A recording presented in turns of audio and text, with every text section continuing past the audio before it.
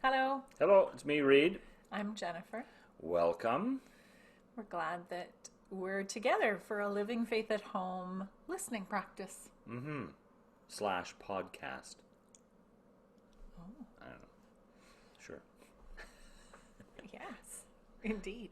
Today we're listening with Psalm 83 from the New English translation, Right. the net version. Net version, yes. And this process of a listening practice for us, with us, has a few parts of it. And so if you are new to the process today, just so you know, there's a few parts of it. Yes, we read through it twice. The first time we read through it, we're listening for just something that sticks out.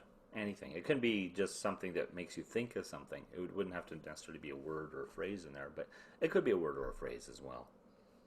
And then we will think about that, talk about that a little bit, and then we'll read again. And the second time through, we're listening for an invitation, something to do or be or become. Mm-hmm. And we go through this process together because we believe that the life-giving Spirit wants to speak to us through our experiences, our circumstances, through the words of this psalm, and wants to lead us and guide us. Mm-hmm. So I wonder, would you do our first reading today? Sure. Psalm 83 from the NET. O God, do not be silent.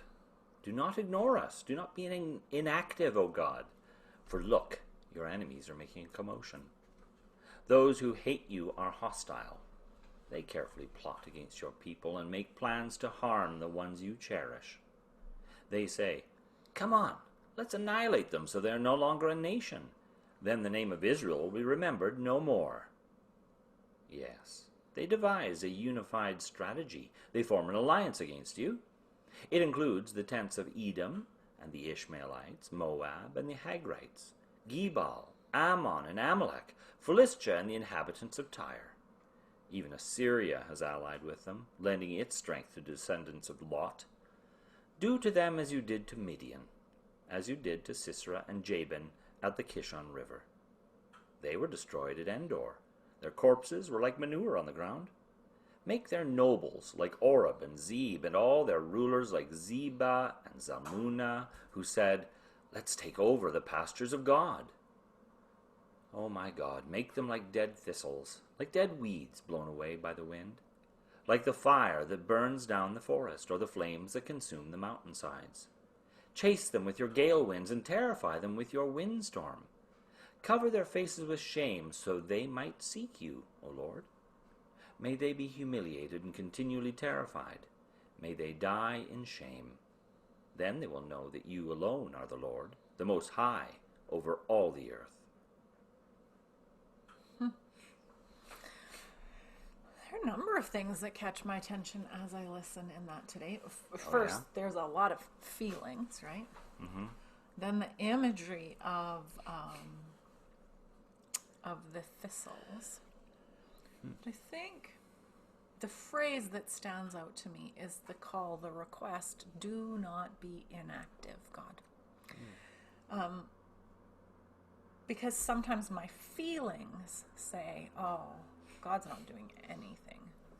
And so that emotion is there, even though I can, with faith, say what's truer than true is that God is active and engaged. Sometimes my feeling is that God is not doing anything.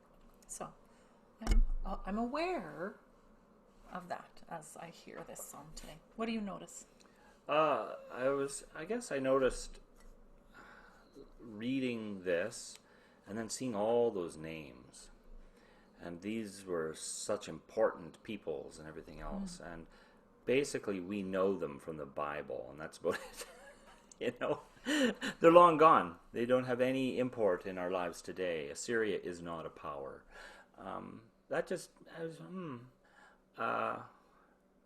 Israel's not the might it used to be either, to be fair. But even so, that just made me think about it. That God was then, God was back then, but God is right now. And I have my own Edoms and Assyrias and Tyres I have to worry about, I guess. I'm worried about things. And so I can call it to God too.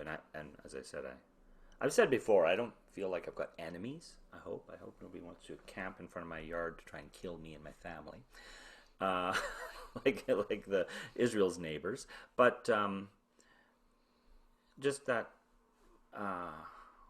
availability of God, I guess. That's what it made me think of. That time has passed, things have changed in the world, but God is still present. God is still. Yeah, I guess is what popped in my head. What do you notice as you listen along with us today? Maybe it was a word or a phrase, or maybe it was just a whispering niggle. But I'd encourage you to write it down, make note of it somehow for yourself so that you can pay attention to that. Now you read. Your turn to read. My turn to read. You turn to read, and this time I'll pay attention. I paid attention last time, don't get me wrong. Pay attention. Pay attention and listen for an invitation. God speaking to you to do something or go or something. It's just like a come along or something like that from God. Think of it in those terms and listen for that. All right. Oh God, do not be silent. Do not ignore us. Do not be inactive, O God. For look, your enemies are making a commotion. Those who hate you are hostile. They carefully plot against your people and make plans to harm the ones you cherish. They say, come on, let's annihilate them so that they're no longer a nation. And then the name of Israel will be remembered no more. Yes. They devise a unified strategy. They form an alliance against you. It includes the tents of Edom and the Ishmaelites, Moab and the Hagrites, Gebal, Ammon and Amalek, Philistia and the inhabitants of Tyre. Even Assyria has allied with them, lending its strength to the descendants of Lot. Do to them as you did to Midian, as you did to Sisera and Jabin in the Kishon River. They were destroyed at Endor. Their corpses were like manure on the ground. Make their nobles like Oreb and Zeb, and all their rulers like Zebah and Zalmunna, who said, let's take over the pastures of God. Oh my God, make them like dead thistles, like dead weeds blown away by the wind, like the fire that burns down the forest or the flames that consume the mountainsides. Chase them with your gale winds and terrify them with your windstorm. Cover their faces with shame so they might seek you, O Lord. May they be humiliated and continually terrified. May they die in shame, and then they will know that you alone are the Lord, the Most High over all the earth.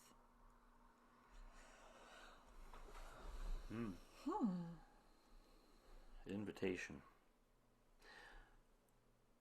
Well, I noted that part where it says, cover their faces with shame so they might seek you, O Lord. Most of this is a big curse. Just like kill them all stuff. But then there's this one little snippet. It's like, what? And that for me was an invitation, because often I feel like I don't live up to even my own standards. And sometimes I get my comeuppance and I don't care for that.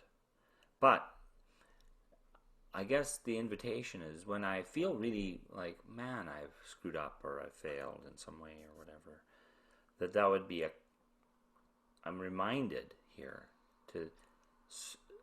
when my face is filled with shame, I may seek God, because God is waiting. It wasn't simply, God loves Israel and hates everyone else. It wasn't like that. It was God was wanting everybody to come, and that just reminded me of that. Even at my worst times, God is still saying, Come on. So. It's interesting.